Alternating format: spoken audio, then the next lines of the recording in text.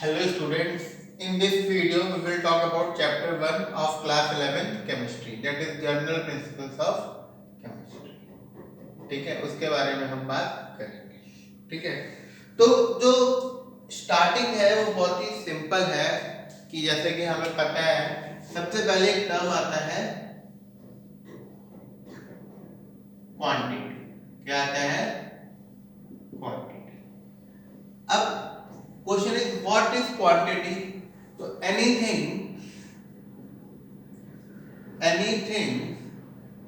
that can be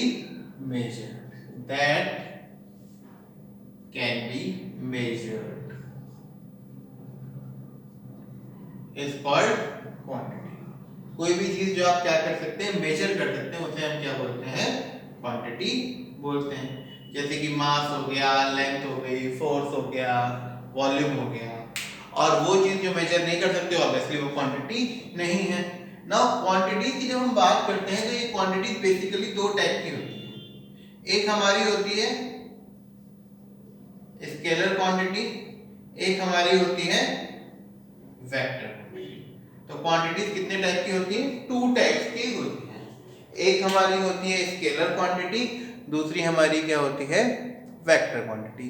तो scalar quantity as we have already studied in physics कि scalar quantity क्या होती है? हैव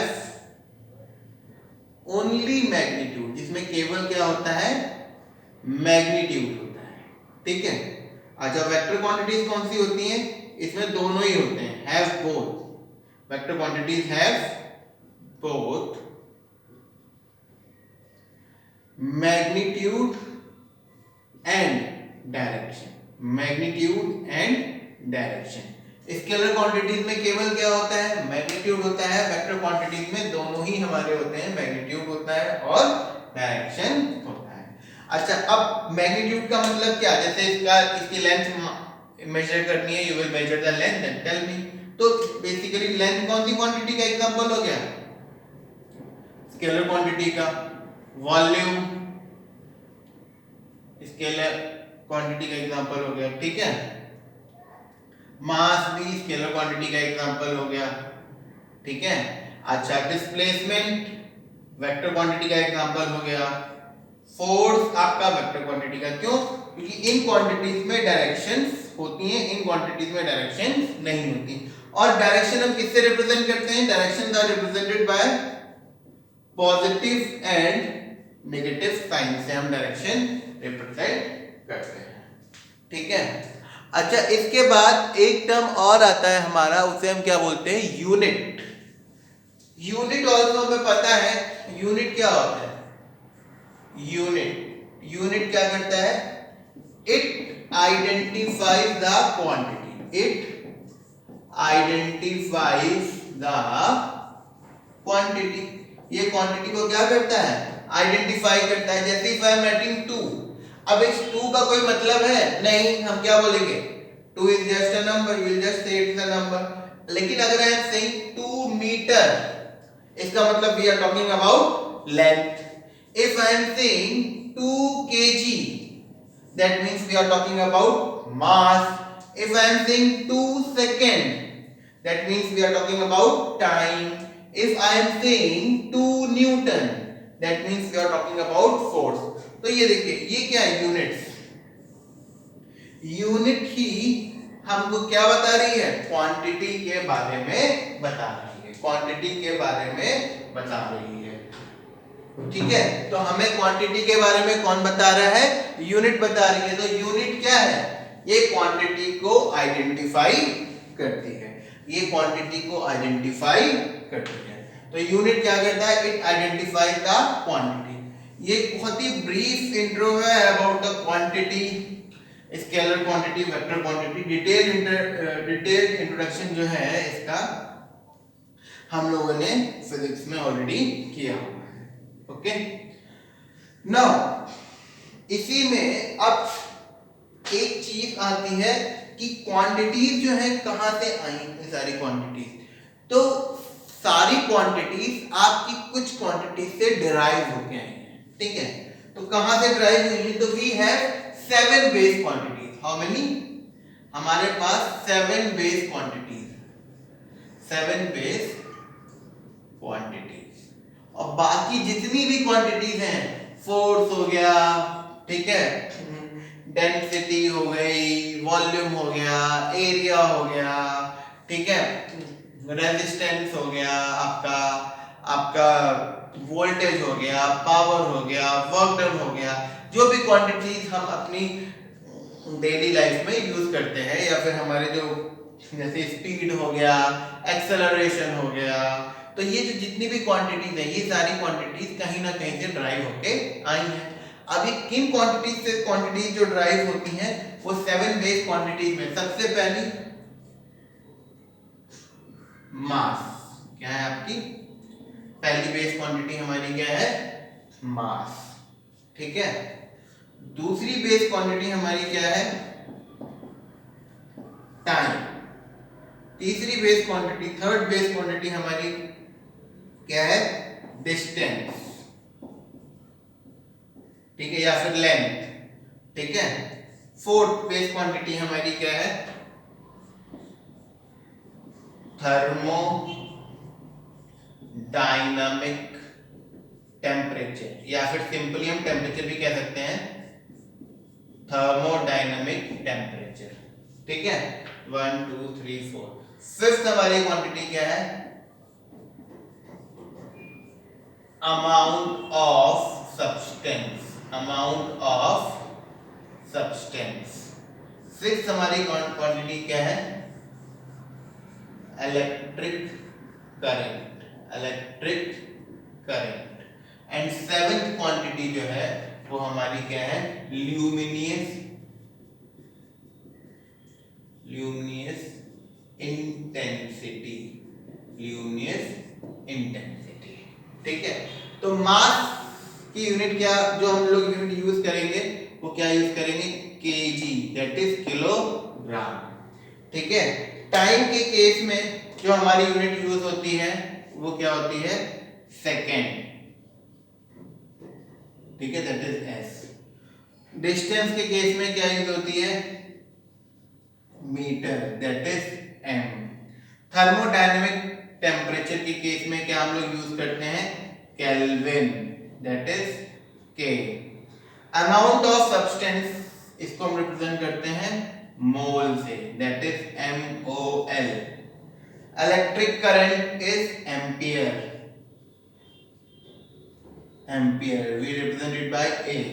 एंड ल्यूमिनस इंटेंसिटी क्या होती है आपकी, candela, candela, that is CD। तो 1 2 3 4 5 6 and this is 7, that is kilogram को हम केजी से रिप्रेजेंट करते हैं, किलोग्राम, ओके। तो ल्यूमिनस इंटेंसिटी क्या होती है, जैसे कि कोई लाइट है वो जल रही है, तो कितनी ज्यादा उसमें चमक है, जितनी ज्यादा ब्राइट है लाइट, उसकी ल्यूमिनस इंटेंसिटी उतनी ही ज्यादा है। अगर लाइट डल है तो उसकी ल्यूमिनस इंटेंसिटी कम है। लाइक इफ वी से I am increasing the luminous intensity of light, that means उसकी ब्राइटनेस क्या हो रही है, इंक्रीज हो रही है। और किसी की ल्यूमिनस इंटेंसिटी कम हो रही है तो उसकी ब्राइटनेस क्या हो रही है, डिक्रीज हो रही है। तो what are the 7 base quantities, mass, time, distance, thermodynamic temperature, amount of substance, electric current and luminous intensity। amount of substance mole होता है, इसकी यूनिट, टेम्परेचर की यूनिट केल्विन, ओके, करंट की unit will take ampere, okay, and luminous intensity is candela. और ये तीन तो आप जानते हैं। तो जितनी भी आपकी क्वांटिटीज हैं वो इन 7 क्वांटिटीज से ही ड्राइव हुई है। All the quantities we are using are derived from these 7 base quantities। ये 7 base quantities हैं, सारी क्वांटिटीज इन्हीं क्वांटिटीज से क्या हुई हैं, ड्राइव हुई हैं, ठीक है। अच्छा, ये तो आपकी क्वांटिटीज के बारे में बात होगी। अब इनको हम कैसे मेजर करते हैं और हम कैसे क्या करते हैं, ये हम लोग बाद में डिस्कस करेंगे। अब फिलहाल हम क्या डिस्कस करते हैं, एक टर्म है error, accuracy and precision, error, accuracy and precision. देखो जब भी हम कोई चीज मेजर करते हैं तो उसमें एरर होती है ना। एरर मतलब गलती, कुछ एरर होती है। तो एक टर्म होता है ट्रू वैल्यू, वो भी हम देखेंगे। तो तीन पहले हम टर्म्स लेते हैं, उनको डिफाइन करते हैं। Error, then accuracy and then precision. तो एरर क्या होता है आपका? Basically deviation from the true value, deviation from the true value is called error। ठीक। एक्यूरेसी क्या होता है? Closeness to the true value is called accuracy। closeness to the true value is called accuracy। ठीक। Precision क्या होता है? It is reproducibility of value is called precision। अब closeness to the true value is called accuracy and deviation from the true value is called error। तो इससे हमें क्या पता चला? What you got to know कि एरर, अगर error बढ़ रही है, एरर अगर बढ़ रही है तो एक्यूरेसी कम हो रही है, और अगर एरर कम हो रही है तो एक्यूरेसी बढ़ रही है। ट्रू वैल्यू सपोज कोई है, आपका मेजरमेंट कितना आना चाहिए? 10 आना चाहिए। अब मान लो तीन लोग मेजर कर रहे हैं, ए बी सी। ठीक। इन्होंने 4 ऑब्जर्वेशन किए। ए ने एक बार मेजर किया 9.8, एक बार 9.9, नहीं, एक बार इसने मेजर किया 9.91, 9.92, 9.91। हाँ, ये इसने मेजर किया। ठीक है, या फिर 9.92। ठीक है। अब बी ने मेजर किया 8.711, फिर 8.712, 8.713। सी ने मेजर किया 9.1, एक डी भी ले लेते हैं ना, 9.1, फिर अगली बार मेजर किया तो इसने किया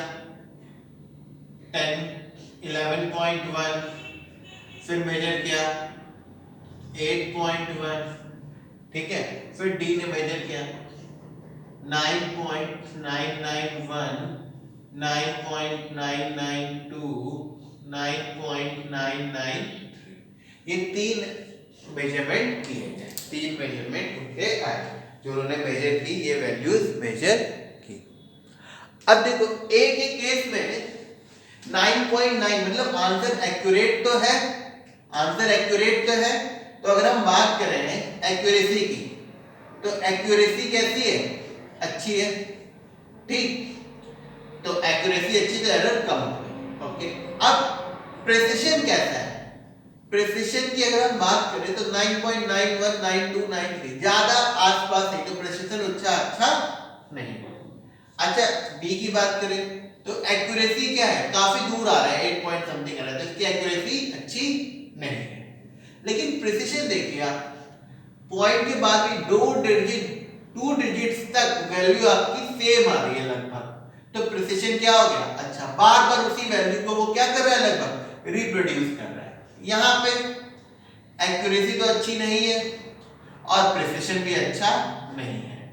यहां पे एक्यूरेसी इज गुड और प्रिसिशन भी क्या हो गया? गुड, क्योंकि देखो 2 डिजिट्स आपकी रिपीट हो रही, तो लगभग बार बार वही वैल्यू लेके आ रहा है, तो यहाँ पे आपकी प्रिसिशन अच्छा हो गया। तो आपकी 4 कंडीशन क्या? ये कोई जरूरी नहीं है कि एक्यूरेसी अच्छी होने पर प्रिसिशन अच्छा ही हो, प्रिसिशन खराब भी हो सकता है। और ये 10 हमारा क्या होगा? ट्रू वैल्यू, जो हमारा आंसर आना चाहिए था बट उसके आसपास आ रहा है। इसका एक और एग्जांपल ले लेते हैं। This example we have also studied in physics. तो यहाँ पे भी हम पढ़ लेते हैं, उससे हमें एक्यूरेसी, प्रिसिशन और तीनों चीजें समझ में आ जाएंगी। अगेन वही 4 लोग हैं ABCD और वो आर्चरी खेल रहे हैं। ठीक है। तो इस पे एरो मारे, ठीक है। तो सबसे पहले से ए ने एरो मारा, तो पहला उसका लगा के यहाँ पे, दूसरा लगा यहाँ पे, तीसरा लगा यहाँ पे, फोर्थ लगा यहाँ पे। तो फॉर ए ऐसे लिखते हैं, यहाँ पे let me right accuracy and precision, ठीक है। तो ए के लिए अगर हम बात करें तो एक्यूरेसी तो यहां आना चाहिए, एक्यूरेसी तो है ही नहीं, एक्यूरेसी क्या हो गई उसकी, बैड हो गई। और प्रिसिशन क्या रिप्रोड्यूस हो रही है, एक बार यहां मार रहा है तो एक बार इधर मार रहा है, तो एक बार इधर तो एक बार इधर, तो प्रिसिशन भी उसका क्या हो गया, बैड। अब बी की बारी आई भाई, चलो बी ने मारा, तो बी मारता है, तो आप देखिए लेट बी हिट इट। अब बी ने जब मारा तो पहला उसका आया ये, दूसरा आया यहाँ पे, तीसरा आया यहाँ पे, चौथा आया यहाँ पे, ठीक है। तो जब हमने बी की बात करी तो बी फॉर बी की अगर हम बात करें तो आपकी एक्यूरेसी तो बैड है, क्योंकि यहां आना चाहिए, इतनी दूर मार रहा था, एक्यूरेसी तो अभी भी क्या है, बैड ही है। बट द थिंग इज वो एक ही जगह पे बिल्कुल वहीं आसपास मार रहा है, तो इसका मतलब प्रिसिशन क्या हो गया, गुड, क्योंकि वैल्यू रिप्रोड्यूस हो रही है बार बार आप उसी वैल्यू के आसपास ला रहे हैं, ठीक है। तो इस केस में आपका प्रिसिशन भी क्या हो गया, गुड हो गया, ठीक है। देखो पहले केस में इसने पहले यहां मारा, फिर दूसरा शॉट यहां, तीसरा शॉट यहां, चौथा शॉट ये लगे आपके, तो एक्यूरेसी तो बैड है ही, यहां आना चाहिए, प्रिसिशन भी बैड हो गया। और यहाँ पे पहला शॉट यहां लगा, दूसरा शॉट यहां लगा, तीसरा शॉट यहां लगा, चार शॉट्स हमारे चारों वहीं आसपास लगे। एक्यूरेसी तो फिलहाल बैड है, बट प्रिसिशन इस केस में क्या हो गया, गुड हो गया। अब थर्ड कंडीशन लेते हैं, C. I am making on the same. अब सी ने जो मारा, सी का पहला लगा यहां पे, ओके, दूसरा लगा यहां पे, तीसरा लगा यहां पे, और चौथा कहां पे लगा, यहां पे। तो फॉर सी की अगर हम बात करें, if we talk about C, ठीक है, तो सी की एक्यूरेसी क्या हो गई, गुड हो गई। सी की एक्यूरेसी क्या हो गई, गुड हो गई, बट प्रिसिशन बैड, प्रिसिशन क्या हो गया, बैड हो गया, क्योंकि एक तरफ इधर इधर इधर इधर उतनी अच्छा उसका प्रिसिशन नहीं है, ठीक। अब अगर हम डी की बात करें, सपोज बी ने पहला यहां पे मारा, दूसरा यहां, तीसरा यहां, चौथा यहां, सब वहीं वहीं मार दिए, तो अब देखो एक्यूरेसी डी की क्या हो गई, गुड हो गई, है ना। तो डी की accuracy is good and precision is also good, okay. Now this is how we understand accuracy and precision. This is how we understand accuracy and precision, ठीक है। तो आपकी ये क्या होगी, एक्यूरेसी और एरर। अगर एक्यूरेसी अच्छी है, एक्यूरेसी अच्छी है तो एरर ऑब्वियसली कम होगी, और एक्यूरेसी खराब है तो एरर क्या होगी, ज्यादा। लाइक जैसे मोर एक्यूरेट आंसर है तो एरर कम होगी, लेस एक्यूरेट आंसर है तो एरर ज्यादा होगी। और प्रिसिशन बस क्या होता है, रिप्रोड्यूसिबिलिटी ऑफ वैल्यू, ठीक है। अब हम देखेंगे एक जो हम नंबर यूज करते हैं, उनमें एक होता है हमारा सिग्निफिकेंट नंबर। वो नंबर्स जिनकी डिजिट्स को हम काउंट में लेते हैं उनको हम सिग्निफिकेंट डिजिट्स बोलते हैं, ठीक है। तो as such I will not the rule, I will not write rules over here, बस मैं आपको एक्सप्लेन करूंगा और उससे आप कोई भी क्वेश्चन का सॉल्व कर लेंगे। तो जैसे we will talk about significant figures, ठीक है। तो सिग्निफिकेंट फिगर्स क्या होते हैं, अब यहां पे हम कोई भी नंबर लिखेंगे, इस तरफ हम कोई भी नंबर लिखेंगे, और यहां पे क्या लिखेंगे, नंबर ऑफ सिग्निफिकेंट डिजिट्स, या फिर नंबर ऑफ सिग्निफिकेंट फिगर्स हम इस तरफ लिखेंगे, ठीक है। तो will take it one by one, ठीक है। एक तरफ हमने नंबर्स लिख लिया, एक तरफ हमने क्या लिख लिया, नंबर ऑफ सिग्निफिकेंट फिगर्स लिख लिया। तो सपोज नंबर इज 256, हमारा नंबर क्या है 256। तो इस इसमें जो नंबर ऑफ सिग्निफिकेंट डिजिट कितनी हो गई 1 2 3, तो यहाँ पे कितनी हो गई 3। कोई भी नंबर है तो उसको आप सिंपली काउंट कर लेंगे और लिख देंगे, वो आपकी क्या हो जाएगी, इसमें कितने सिग्निफिकेंट डिजिट्स हैं 3। ठीक है, अब इसी नंबर को आई एम राइटिंग 2 5 6 0 0। ठीक है, अब कोई पूछे इसमें कितने सिग्निफिकेंट फिगर्स हैं, आपके माइंड में आ रहा होगा 5, बट यहां पे भी कितना है 3। इसमें भी कितनी सिग्निफिकेंट फिगर्स हैं 3। नंबर के बाद में कितने भी जीरोस लगा दो वो सिग्निफिकेंट फिगर्स में काउंट नहीं होंगे। हालांकि ये जो नंबर है ये 256 है, ओके, एंड ये एक नंबर है 25,600, बट जो सिग्निफिकेंट डिजिट्स हैं वो इन्हीं 13 को काउंट करेंगे, इनको काउंट नहीं करेंगे, चाहे आप यहाँ पे कितने भी जीरोस लगा दीजिए।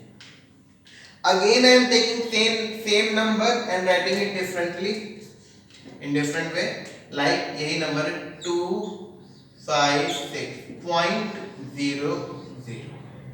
ओके, अब देखो ये भी 256 है, ये भी 256 है, बट यहाँ पे जो नंबर ऑफ सिग्निफिकेंट डिजिट्स हैं अब कितनी हो गई 5 हो गई। पॉइंट के बाद डेसिमल के बाद अगर 0 आ रहा है तो that 0 will be counted। Decimal के बाद अगर 0 आ रहा है then that 0 will be counted। Okay, एक बात तो ये हो गई इसमें। अच्छा, दूसरी बात, डेसिमल के बाद वाला 0 काउंट तो होगा, लेकिन एक कंडीशन है, डेसिमल से पहले नॉन जीरोस नंबर होने चाहिए। जैसे कि इसी को अगर हम ऐसे लिखें 0.002560। ओके, अब यहां पे कितनी सिग्निफिकेंट डिजिट्स हैं 1 2 3 4, कितने 4। ये अब आप कहोगे पॉइंट के बाद तो 0 आ रहा है तो ये काउंट क्यों नहीं हो रहा, क्योंकि पॉइंट के पहले कोई नंबर नहीं है, डेसिमल के पहले कोई नंबर नहीं है, इसलिए वो काउंट नहीं होगा। और ये वाला 0 वी आर काउंटिंग क्योंकि डेसिमल के बाद आ रहा है और इस 0 से पहले कोई नंबर है। ठीक, अब इसी को अगर हम लिखें 10.002560, okay, then it will be having 1 2 3 4 5 6 7 8। इसमें कितने सिग्निफिकेंट नंबर्स हो जाएंगे, फिगर्स हो जाएंगे 8। ठीक है, 8 कैसे, देखो अब ये सारे जीरोस काउंट होंगे क्योंकि पॉइंट से पहले आपका इधर 0 नहीं है, आपका कोई नंबर है। ठीक है, तो ये सारे काउंट हो जाएंगे। ओके, अब एक और तरीके से अगर लिखा हुआ है, मान लो 20560, सिंपल ये नंबर लिखा हुआ है, तो इसके कितने सिग्निफिकेंट फिगर हो जाएंगे 1 2 3 4, कितने हो जाएंगे 4। कोई भी 0 अगर दो नॉन जीरोस के बीच में आ रहा है, कोई भी 0 अगर दो नॉन जीरोस के बीच में आ रहा है तो वो काउंट होगा, बट ये वाला काउंट नहीं होगा, है ना। इसी में अगर हम यहाँ पे डेसिमल लगा देते तो ये वाला काउंट हो जाता। ठीक है, तो ये हमारे क्या होते हैं सिग्निफिकेंट फिगर्स। हम कोई भी किसी में भी हम इस तरीके से सिग्निफिकेंट फिगर्स निकाल लेंगे। तो इसी तरीके से आपका कोई भी नंबर लिखा हुआ आएगा और उसमें वो बोलेंगे find the number of significant digits, तो आप डिजिट्स या फिर सिग्निफिकेंट फिगर्स, तो ये हम इस तरीके से निकाल लेंगे। ठीक है, अच्छा, अब एक हमारा होता है साइंटिफिक नोटेशन। कोई भी नंबर को हम साइंटिफिक नोटेशन में कैसे रिप्रेजेंट करते हैं, ये वैसे हम लोगों ने मैथमेटिक्स में पढ़ा है क्लास 8 में, ठीक है, बट अभी भी हम लोग देख लेते हैं कि हम कोई भी नंबर को साइंटिफिक नोटेशन में कैसे रिप्रेजेंट करते हैं। When any number is written in the form of k multiplied by 10 to the power n, when any number is written in the form of k multiplied by 10 to the power n, where जो k की value है वो 1 से क्या होनी चाहिए, k की value बड़ी होनी चाहिए, 1 से बड़ी या बराबर और लेस देन 10। छोटी रहेगी हमेशा और 1 से बड़ी या बराबर होगी k की वैल्यू। तो ये हमारा क्या, इस तरीके से अगर हम कोई नंबर को लिखते हैं तो वो क्या होता है आपका साइंटिफिक नोटेशन। क्या होता है आपका साइंटिफिक, वो हमारा क्या होता है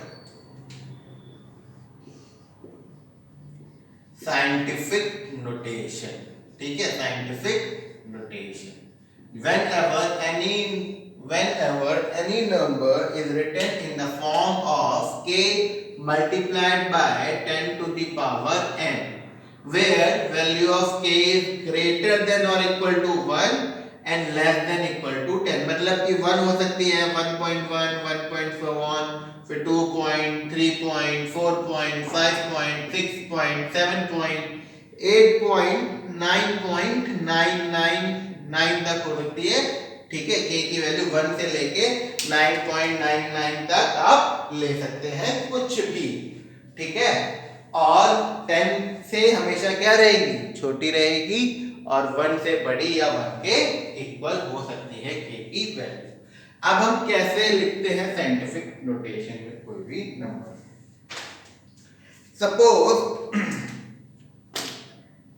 सपोज हमारे पास एक नंबर है 256,000। ठीक, क्या है नंबर 256,000। अब इसको हमें किसमें लिखना है, साइंटिफिक नोटेशन में इसको हमें लिखना है। किसमें लिखना है, साइंटिफिक नोटेशन में हमें इस नंबर को लिखना है। तो कैसे लिखेंगे, पॉइंट अभी कहाँ है, कहीं नहीं, तो लास्ट में होता है पॉइंट।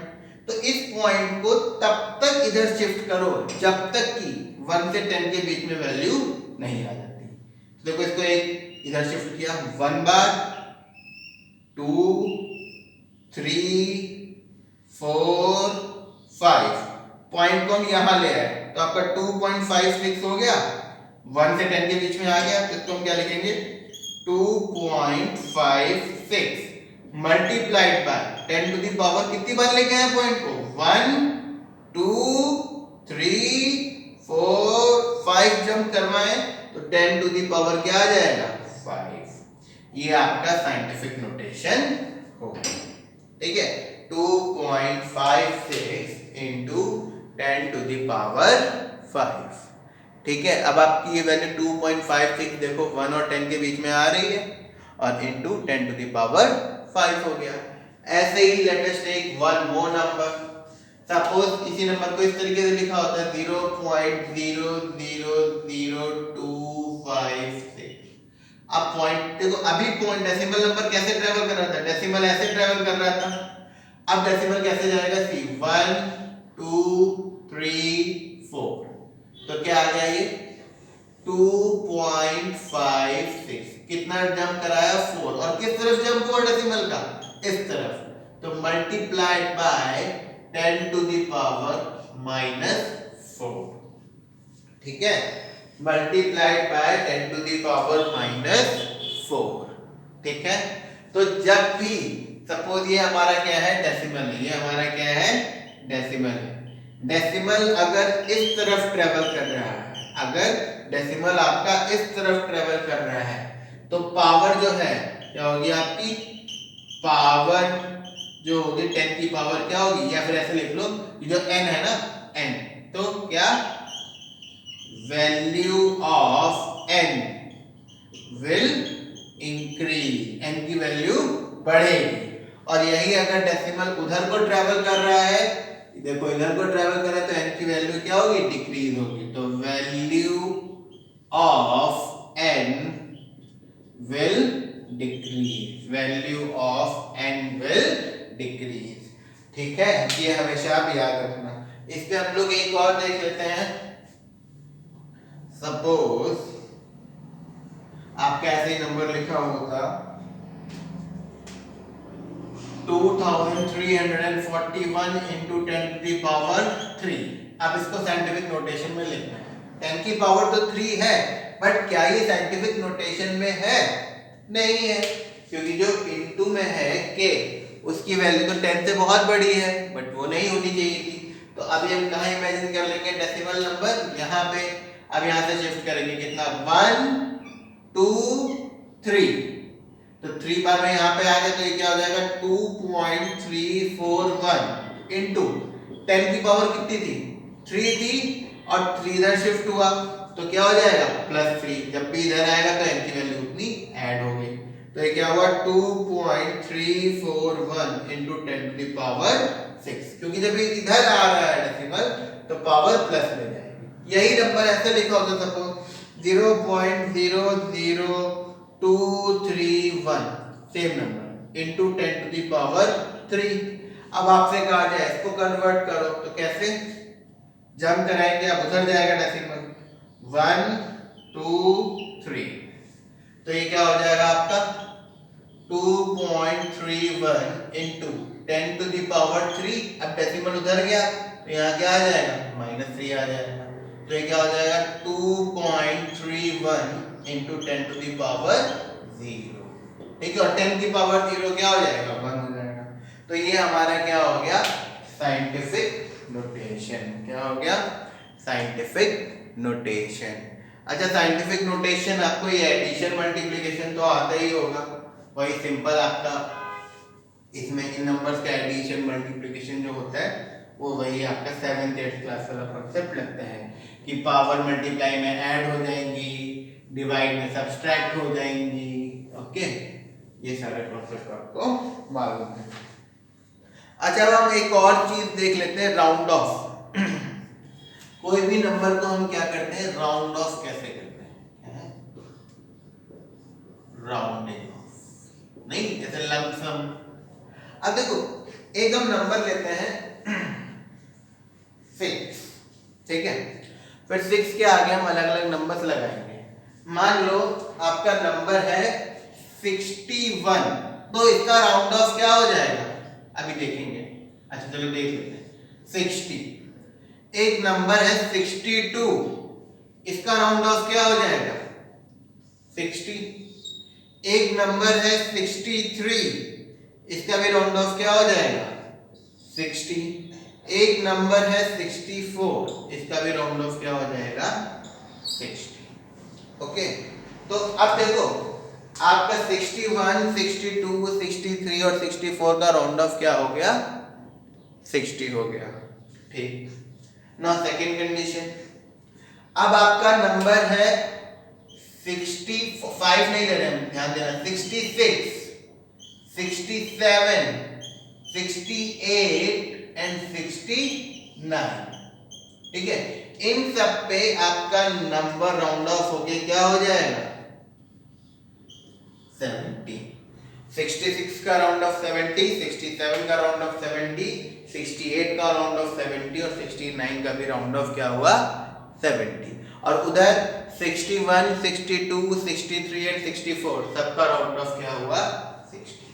तो हमें यहां से क्या पता चला कि किसी भी नंबर के बाद अगर 1 2 3 या 4 आता है तो वही नंबर रहेगा, ये तो 0 हो जाएगा और ये नंबर वही रहेगा, देखो वही है।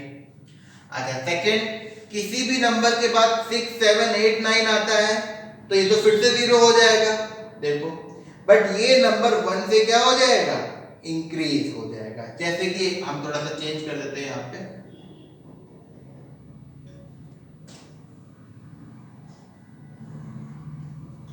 इनकी जगह मान लो यहाँ पे 31 होता तो 1 का तो 0 हो जाएगा, 3 का 3, 32 होता ये तो 0 हो जाएगा, 3 का 3, 33 होता तो 3 का 3, 34 होता तो 3 का 3, तो इन सब का राउंड ऑफ होकर 30 आ गया, ठीक। अच्छा हमेशा याद रखना ये वाला जो टर्म है ये तो हमेशा 0 ही हो जाएगा ना, फिर 36 पे क्या हो जाता 40, 6 का तो 0, 3 का 4, ठीक है। अब देखो कॉन्सेप्ट देखिए आप क्या होता है एक्चुअली में, कैसे ये 4 हो जाता है। देखो 1 2 3 4 में तो ये सिंपल 0 हो जाएंगे, मतलब पीछे चले जाएंगे, ठीक है, तो 0 + 3, अच्छा 6 का क्या बन जाएगा 10, इसका 10 बन जाएगा, 6 का भी 10 बन जाएगा, 7 का भी 10 बन जाएगा, 8 का भी 10 बन जाएगा और 9 का भी 10 बन जाएगा। तो 10 का 0 तो यहाँ आ जाता है और 1 कैरी में चला जाता है, 1 किस में चला जाता है? कैरी में। तो 1 जब कैरी में गया तो 4 हो गया। यहाँ भी 10 1 कैरी में गया तो 4, 1 कैरी में गया 4, 1 कैरी में गया 4, उसका 0 लिख दिया। ठीक है, ये ऐसे राउंड ऑफ होता है। खैर आपको इतना वो कंफ्यूजिंग लग रहा हो तो फिर से देख लो। सब देखो यहाँ पे देखो ऐसे हम नंबर लिखते हैं, 0 1 2 3 4 5 6 7 8 9 10। 5 को भी भूल लो, बाद में डिस्कस करेंगे। हाँ, अब इसके आगे सपोज 3 निकालना, 3 3 3 3 3 3 3। ठीक है, अब देखो 1 है, इधर 0 पे चला जाएगा तो ये 0 ऐसे ही आ गया, और 3 2 भी 0 की तरफ आ गया क्योंकि वो दूर है, तो ये भी 0 आ गया, 3 का ऐसे 3। ये भी इधर चला जाएगा, 0 ऐसे ही आ गया, 3 का 3। 4 भी इसके पास है तो 0 का 0 और 3 ऐसे, तो ये सब किस में कन्वर्ट हो गए? 13। अब 6 कहाँ जाएगा? 10 की तरफ जाएगा, तो 10 का 0 ले लिया और 1 इधर आ गया तो 40। फिर 7 का भी ऐसे ही 8 का, ऐसे ही 9 का। आया समझ में कि नहीं आया समझ में? ठीक है, तो ये आई हैव एक्सपेक्टेड कैसे ये बढ़ जाता है और कैसे ये कम हो जाता है। तो बेसिक आपको क्या याद रखना है, किसी भी नंबर के आगे अगर 1 2 3 4 है तो वो नंबर वही रहेगा 30 और इधर 0 आ जाएगा।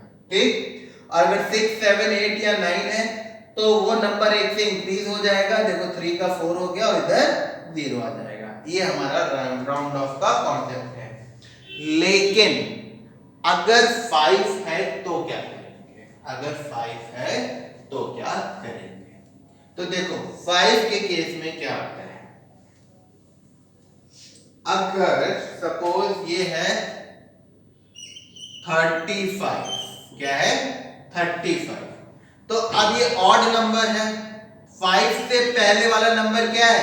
ऑड। ये 3 ऑड नंबर है, तो ये 3 का क्या हो जाएगा? 4 हो जाएगा और 5 का 0। ठीक है, तो ये हो जाएगा। और अगर यही मान लो 25 लिखा हुआ होता तो अब 5 से पहले क्या है? 2, दैट इज इवन नंबर, तो 2 का 2 ही रहेगा और 5 का 0 हो जाएगा। मतलब कि अगर आपका 5 से पहले वाला नंबर जो है उसका डिजिट, पहले वाली डिजिट ऑड है तो वो इंक्रीज हो जाएगी 1 से, वो तो 0। और अगर 5 से पहली वाली डिजिट इवन है तो वो 2 ही रहेगी और 0। जैसे कि हम लोग जब मार्क्स देते हैं, अगर किसी बच्चे के मार्क्स आए हैं 13 and a half, 13 and a half, 13 and a half का मतलब क्या हो गया? 13.5। और एक बच्चे के मार्क्स आए हैं 12.5। तो जनरली स्कूल में 13.5 को राउंड ऑफ करके 14 कर देते हैं और 12.5 को हम लोग 13 लिख देते हैं। बट अगर हम रूल के हिसाब से चले, तो 5 से पहले इसको 11.5 लेते हैं। ठीक है, 11.5। ठीक है, एक बच्चे के आए हैं 11.5 और एक बच्चे के आए हैं 12.5। तो 11.5 वाले के वैसे टीचर कितने कर देगी? 12, और 12.5 वाले के कितने कर देगी टीचर? 13।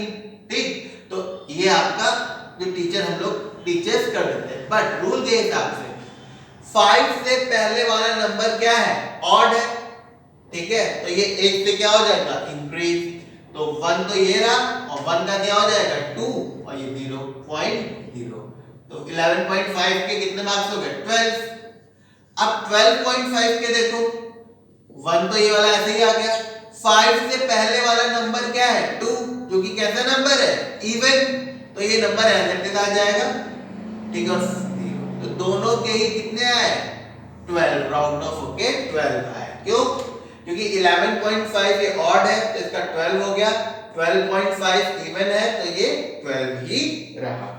ठीक है, क्योंकि हम 5 से पहले वाली डिजिट देखते हैं उस हिसाब से राउंड ऑफ करते हैं। अगर 5 से पहले वाली डिजिट इवन है तो सेम डिजिट रहेगी, और 5 से पहले वाली डिजिट ऑड है, 5 से पहले वाली डिजिट ऑड है तो वो 1 से इंक्रीज हो जाएगी।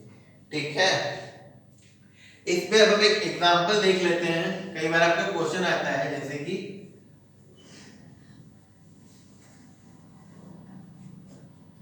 क्वेश्चन आया, मान लो राउंड ऑफ 3, 4, 2, 8, 7, 5, 4, 5, 3, 5, 6। ठीक है, इस नंबर को हमें राउंड ऑफ करना है, round off this up to 3 significant digits. क्या? 3 सिग्निफिकेंट डिजिट्स तक हमें इसे राउंड ऑफ करना है। ठीक है, तो इतनी बड़ी डिजिट को हम किस तरीके से राउंड ऑफ करेंगे, ये आप देखने में चलिए।